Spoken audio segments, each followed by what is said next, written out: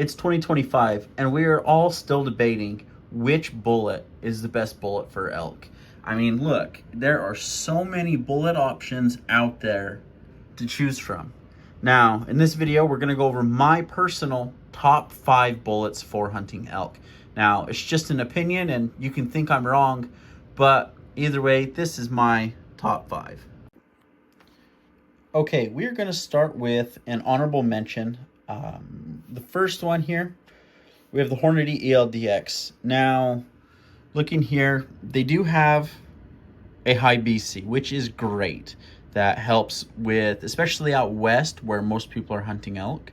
You'll be able to fight the wind a little bit better, and you won't have to adjust for wind nearly as much as some of the other bullets that we'll get to on this list.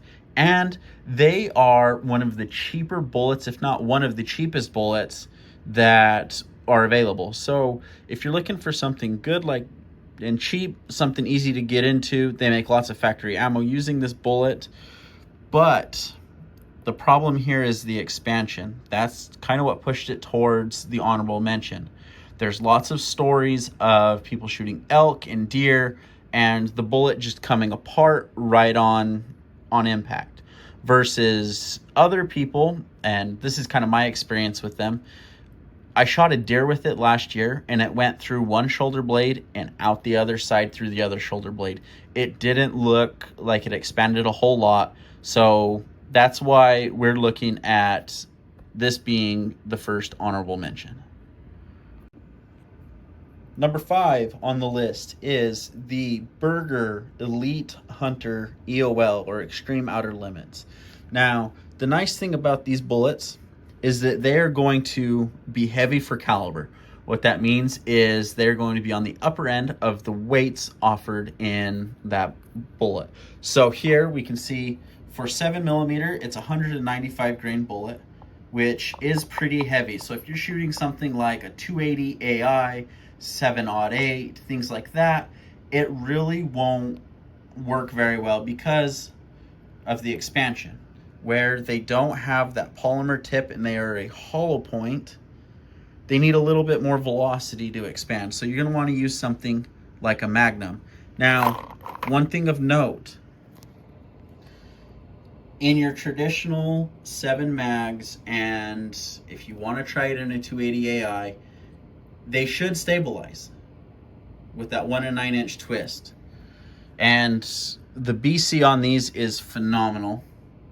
I mean, we're looking at a 0.755 BC, which, again, we're going to fight the wind really well. It's not going to drop nearly as much. They're kind of a mid price point, so if you're looking for something that you could practice with a little bit and that will do well, and you want something heavier to carry more energy, this would definitely be a great option.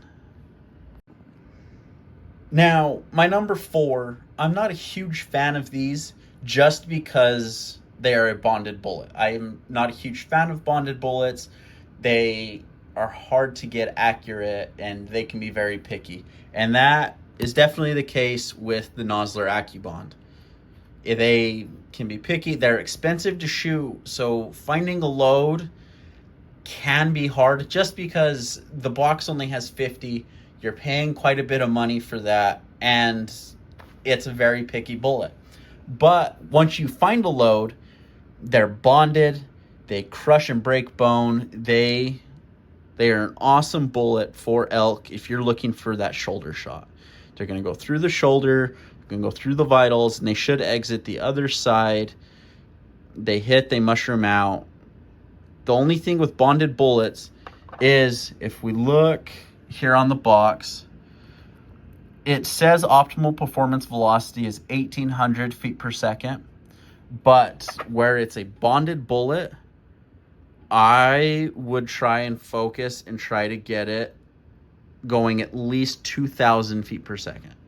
Because at that point, you're guaranteed to get that expansion and get the results that you're looking for. Number 3, we're going with the Sierra Game King.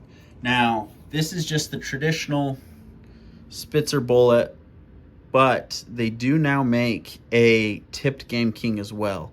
So if you can get your hands on one of those tipped Game Kings, the BC is definitely going to be a lot better. It's going to fight the wind a little bit better.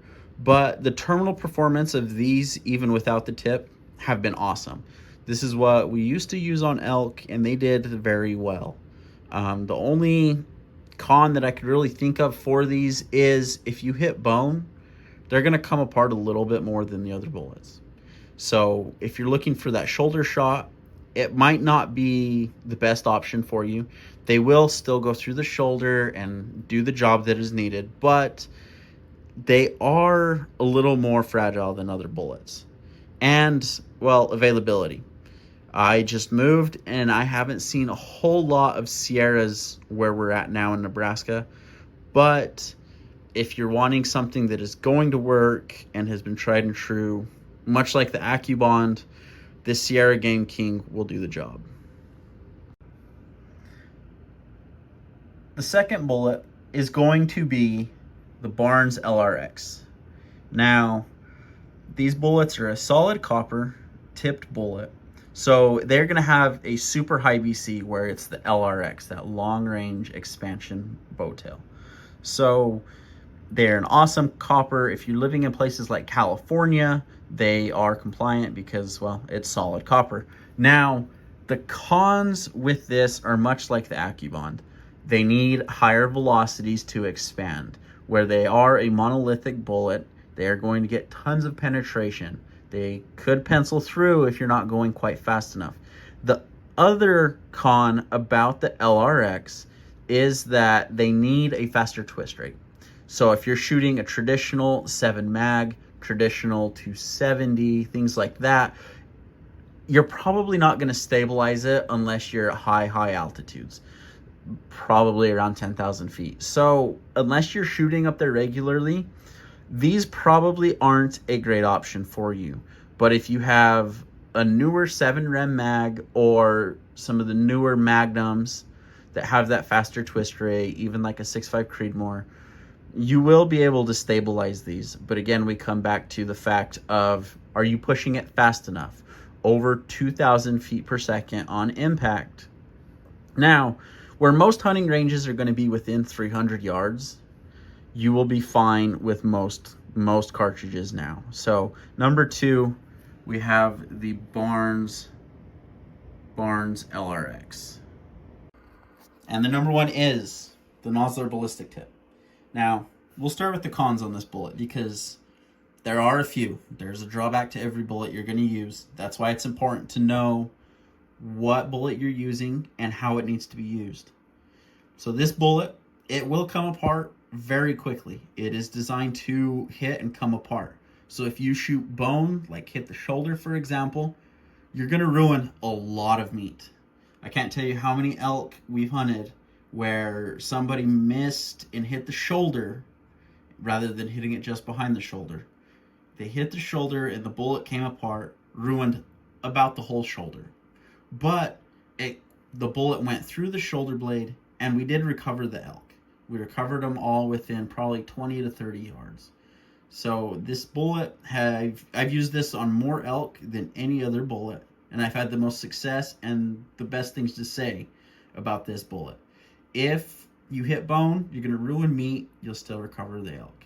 If you can put this right behind that shoulder, it is going to work wonders, and you'll find your elk probably 20 to 30 yards from where you hit it. They fly great.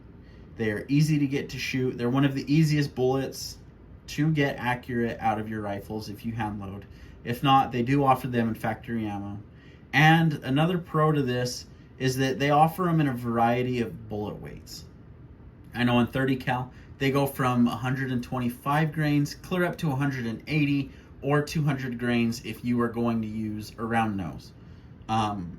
If you're going to use them in smaller, slower calibers like 6.5 Creedmoors, 7.08s, they work great. They are designed to rapidly expand and expand at lower velocities, which is great if you're shooting 7.08, 6.5 Creedmoor, things like that.